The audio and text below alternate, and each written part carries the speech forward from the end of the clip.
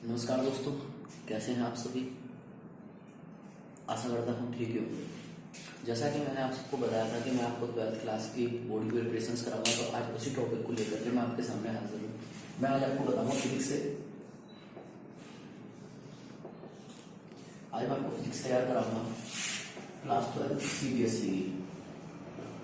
Class 12 में दो books होती है हमारे पास, first paper second paper. First paper के अंदर हमारे 8 चैप्टर होते हैं, सेकंड में 7 चैप्टर होते हैं। टोटल जो होते हैं हमारे पास 15 चैप्टर होते हैं। और जो 15 ये जो चैप्टर्स हैं ये हमारे 10 यूनिट्स में डिवाइडेड हैं, जो कि 10 यूनिट कुछ इस तरह है। फर्स्ट जो आती हमारी होती है इलेक्ट्रो, सेकंड में 7 चैप्टर होते हैं। टोटल जो होते हैं हमारे पास 15 चैप्टर होते हैं। और जो 15 ये जो चैप्टर्स हैं ये हमारे 10 यूनिट्स में डिवाइडेड हैं, जो कि 10 यूनिट कुछ इस तरह है। फर्स्ट जो आती हमारी होती है इलेक्ट्रोस्टैटिक्स। जो सेकंड यूनिट होती है वो हमारी होती है करंट इलेक्ट्रिसिटी।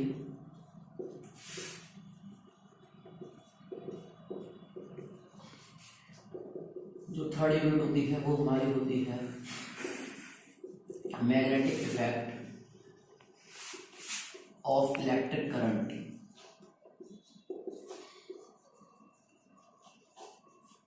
जो फोर्थ यूनिट होती है हमारी वो हमारी होती है electromagnetic induction and alternating current. जो फिफ्थ यूनिट होती है वो हमारी होती है EM वेव्स। जो सिक्स्थ यूनिट होती है वो हमारी होती है ऑप्टिक्स। जो सेवंथ यूनिट होती है वो हमारी होती है ड्यूअल नेचर ऑफ मटेरियल। जो हमारी 8th यूनिट है वो हमारी होती है एटॉमिक एंड न्यूक्लियर। जो 9th यूनिट है वो हमारी होती है सेमीकंडक्टर डिवाइसेस।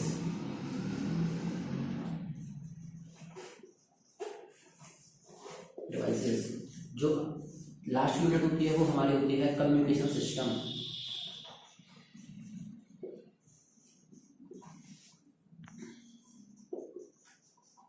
ये जो हमारे 10 यूनिट है इनका जो वेटेज होता है बोर्ड के अंदर वो कुछ इस तरह से होता है। ये दोनों चैप्टरों का जो वेटेज होता है इसका 7 होता है, इसका 5 होता है। ये दोनों वेटेज रखते हैं अपना 12 मार्क्स का। इसका वेटेज होता है 4 मार्क्स, इसका वेटेज होता है 6 मार्क्स। इन दोनों का वेटेज जो होता है वो 10 मार्क्स हो जाता है। EM वेव्स का वेटेज होता है 3 मार्क्स, ऑप्टिक्स का वेटेज होता है 14 मार्क्स। तो इन दोनों का जो वेटेज हो जाता है वो 17 मार्क्स हो जाता है।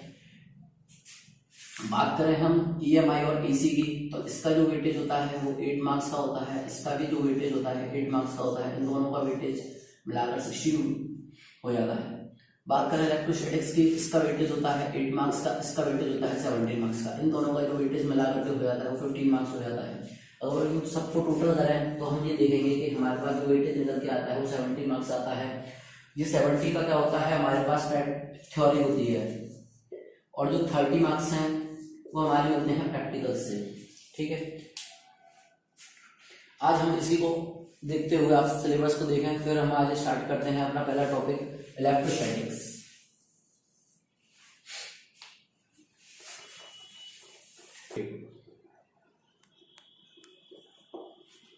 जैसा कि हम देख रहे हैं कि हमारी जो यूनिट है वो हमारे इलेक्ट्रोस्टैटिक्स है। सबसे पहले हम इलेक्ट्रोस्टैटिक्स पढ़ने से पहले हम कुछ फिनोमेना हमने किए हैं बचपने में या गलती से हमसे हुए हैं। जैसे कि हमने कभी देखा होगा, जैसे कि हम क्या करते थे, पहले अपने बालों से रब करते थे स्केल को, फिर हम कुछ बिट ऑफ पेपर्स को देखते थे, वो अट्रैक्ट होते थे। या हमने देखा होगा कि अगर डाबर का रोड है, हम उस पर क्या है पत्थर फेंकते थे तो स्पार्किंग वगैरह प्रोड्यूस होती थी।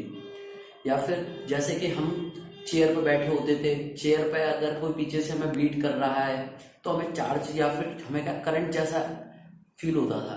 ये सारे जो एग्जाम्पल हैं या ये जो सारे फिनोमेना होते हैं इनका कारण आपको सबको पता नहीं होगा, बट हम क्या करेंगे आज इलेक्ट्रोस्टैटिक्स के माध्यम से हम इन सभी फिनोमेना को पढ़ेंगे, जानेंगे कि ये होते क्या हैं, किस कारण से ये हो रहे हैं। ठीक है, तो हम स्टार्ट करते हैं अपना electrostatics.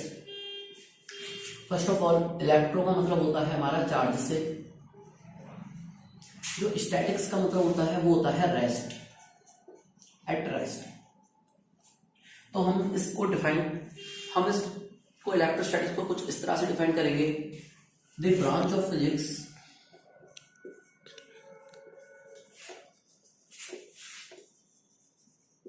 in which we study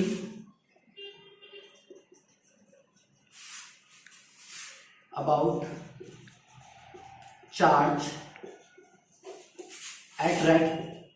at rest position। हम इलेक्ट्रोस्टैटिक्स के अंदर पढ़ते हैं कि जो चार्ज है वो हमारा किस पोजीशन में है, रेस्ट पोजीशन में है।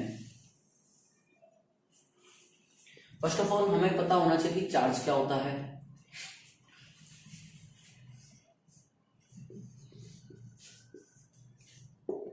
चार्ज को जो डिस्कवरी है या फिर जो इसका हिस्टोरिकल बैकग्राउंड है वो कुछ इस तरह से है।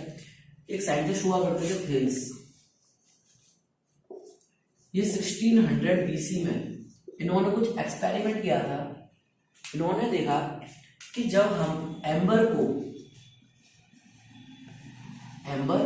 रॉड को रब कर रहे हैं सिल्क क्लॉथ या फिर वूल के साथ, तो उन्होंने देखा कि जो छोटे छोटे पार्टिकल्स हैं, लाइट पार्टिकल्स लाइक जैसे डस्ट, बिट ऑफ पेपर्स, ये आपस में क्या है अट्रैक्ट हो रहे थे या फिर रिपेल हो रहे थे। तो इन्होंने जब ये किया तो इन्होंने देखा कि जब हम एम्बर रॉड को सिल्क क्लॉथ के साथ रब कर रहे हैं तो पार्टिकल अट्रैक्ट हो रहे हैं। जैसे ही एम्बर रॉड को जब हमने वूल के साथ किया तो पार्टिकल अट्रैक्ट नहीं हो रहे, रिपेल हो रहे हैं।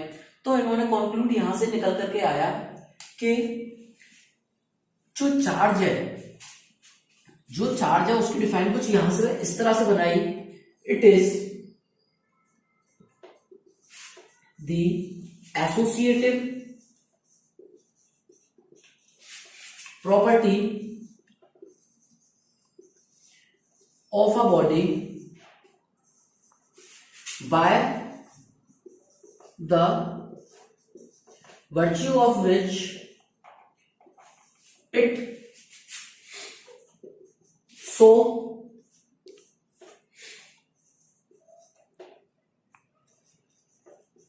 attraction या फिर रिपल्सन। तो ये क्या है, एक एसोसिएट प्रॉपर्टी होती है किसी भी बॉडी की जिसके प्रभाव से हम या तो क्या होता है अट्रैक्शन या फिर क्या होता है रिपल्सन। अब हम इसी चीज को आगे पढ़ेंगे कैसे अट्रैक्शन होता है और कैसे कोई रिपल्सन होता है।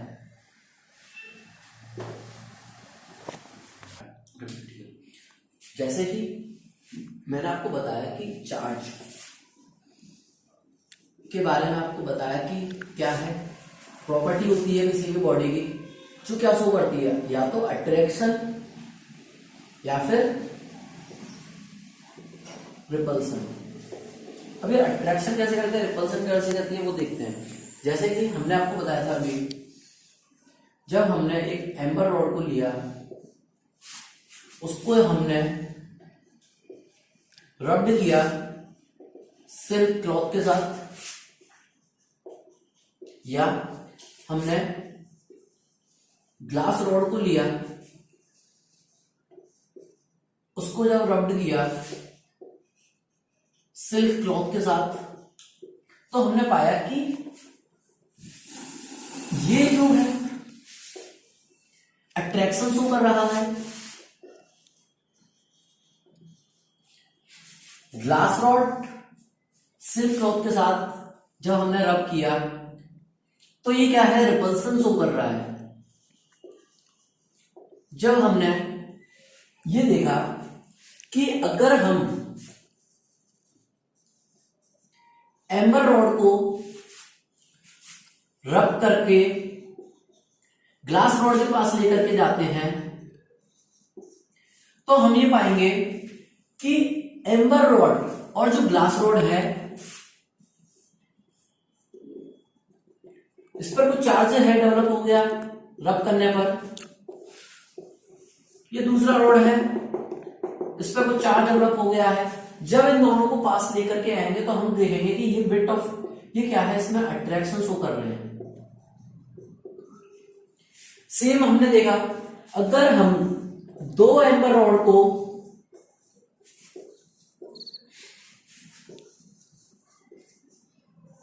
रब्ड कर रहे हैं सिल्क क्लॉथ के साथ, ये जो फर्स्ट एम्बर रॉड है, ये जो सेकंड एम्बर रॉड है, ये जो आपस में क्या है रिपल्सन दिखाई दे रहे हैं। ये क्या कर रहे हैं, आपस में रिपेल कर रहे हैं। तो हम इन कुछ एक्सपेरिमेंट से हमारे पास दो चीज कंक्लूड हो गई कि जो चार्ज है इसकी क्या है कुछ अपनी प्रॉपर्टीज है। जैसे जो लाइक चार्ज है वो क्या है आपस में रिपेल करता है, और जो अनलाइक चार्ज है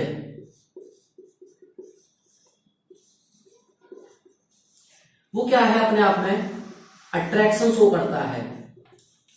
ये दो बेसिक प्रॉपर्टी होती है हमारे पास चार्ज की। Like charge attract each other, like charge repel each other, unlike charge attract each other. अब हम इसी चीज को आगे देखते हैं कि कौन सी चीज पर क्या है, कौन सा चार्ज कैसे डेवलप होता है।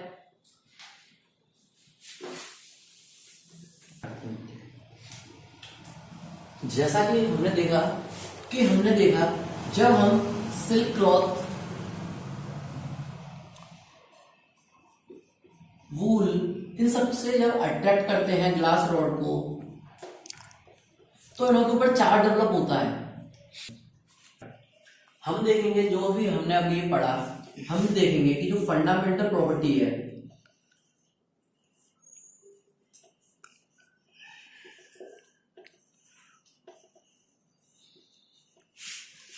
जो है चार्ज की, वो है फर्स्ट कि हमारे पास दो तरह के चार्ज होते हैं।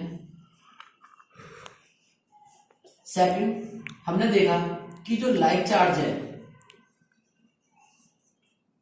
वो क्या कर रहा है अपने आप में रिपेल कर रहा है। सेकंड जो अनलाइक चार्ज है वो क्या कर रहा है आपने देखा अट्रैक्शन कर रहा है। दो जो चार्जेस होते हैं वो हम देखेंगे कौन कौन से होते हैं। जो फर्स्ट ऑफ ऑल जो उस टाइम पर डेवलप हुए थे वो हुए थे जो एम्बर रॉड पे चार्ज हुआ करता था, एक हुआ करता था ग्लास रॉड पे।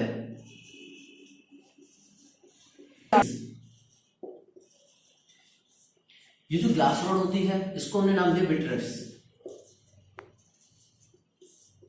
ये जो कंक्लूड होकर के आए इसको बोला हमने पॉजिटिव चार्ज, इसको हमने बोला नेगेटिव चार्ज। ये जो चार्ज पॉजिटिव और जो नेगेटिव बताने वाले साइंटिस्ट थे उनका नाम था बेंजामिन फ्रैंकलिन। ये ग्रीक साइंटिस्ट थे, इन्होंने बताया था कि पॉजिटिव चार्ज होता है और नेगेटिव चार्ज होता है। पहले हम देखा करते थे एम्बर रॉड पे चार्ज डेवलप हुआ करता था, ग्लास रॉड पे चार्ज हुआ करता था। जो हमने एम्बर रॉड और ग्लास रॉड पे चार्ज डेवलप होता था उसको बोलते थे रेजिनियस, जिसको हम बोलते थे पॉजिटिव चार्ज। एक होता था विट्रियस जिसे हम बोलते थे नेगेटिव चार्ज। अब ये जो पॉजिटिव और नेगेटिव जो कंक्लूड हुए ये बताने वाले साइंटिस्ट थे बेंजामिन फ्रैंकलिन।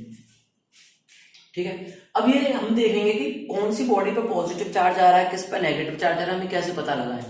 हम इसी चीज को पता करने के लिए हमारे पास एक फंक्शन होता है, उस फंक्शन को बोलते हैं वर्क फंक्शन। ये जो वर्क फंक्शन होता है इसका काम क्या होता है, पहले हम ये देखेंगे वर्क फंक्शन होता क्या है।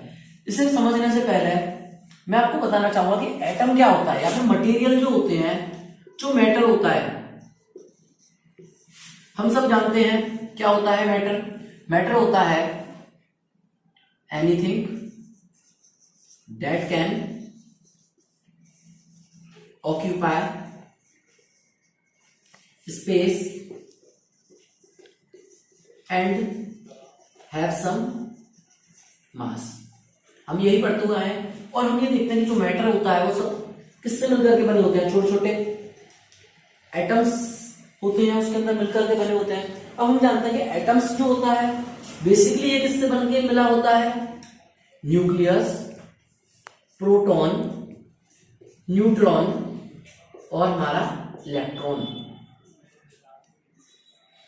ये होता है हमारा न्यूक्लियस। ये न्यूक्लियस के अंदर प्रोटॉन और हमारे न्यूट्रॉन होते हैं और जो इलेक्ट्रॉन्स होते हैं वो हमारे ऑर्बिट में रिवॉल्व करते हैं। जैसे ये हमारा एटम है, अगर इधर हमारा प्रोटॉन प्लस न्यूट्रॉन्स हैं, जो बाहर जो सेल है इधर कौन रिवॉल्व कर रहा है, इलेक्ट्रॉन्स रिवॉल्व करते हैं। ये आपको पता होगा, वैसे ही प्रीवियस क्लासेस में आप पढ़ के आ चुके हैं। अब जो वर्क फंक्शन होता है इसको कैसे हम इससे रिलेट करें वो देखिए। जैसे हमारे पास दो बॉडियां हैं, जब हम आपस में किसी दो बॉडियों को रब करते हैं तो एक बॉडी क्या है, एनर्जी लूज करती है और एक बॉडी क्या है, इलेक्ट्रॉन गेन करती है। जैसे ये दोनों जब बॉडियों को हम आपस में रब कर रहे हैं, इन दोनों बॉडियों को जब हम आपस में रब कर रहे हैं, हो सकता है इसके कुछ इलेक्ट्रॉन्स क्या हो, लूज हुए। इसके कुछ इलेक्ट्रॉन जैसे ही लूज होंगे तो इस पे पोलैरिटी जो आ जाएगी वो क्या आ जाएगी, हमारी पॉजिटिव पोलैरिटी आ जाएगी। जब ये गेन करेगा, अगर ये इलेक्ट्रॉन गेन कर रहा है तो इस पर पोलैरिटी कैसी आ जाएगी, हमारी नेगेटिव पोलैरिटी आ जाएगी। हम देखेंगे जो वर्क फंक्शन है उसको हम डिफाइन कर सकते हैं कुछ इस तरह से। वर्क फंक्शन को बोल सकते हैं क्या, जो वर्क फंक्शन होता है वो होता है the amount of energy required to remove an electron from a body. ठीक है, ये होता है हमारा वर्क फंक्शन। कितनी एनर्जी हमें लगेगी इलेक्ट्रॉन को रिमूव करने में, उसी चीज को हम बोल देते हैं क्या, वर्क फंक्शन। जैसा कि आप समझ पा रहे हैं वर्क फंक्शन क्या होता है। जैसे कि बॉडियों को जब हम रब करते हैं, रब करने में एक बॉडी, जैसे जब दो बॉडी हैं उन्हें अगर हम रब करेंगे, रब करने में बॉडी क्या करती है, अपने चार्ज को ट्रांसफर करती है।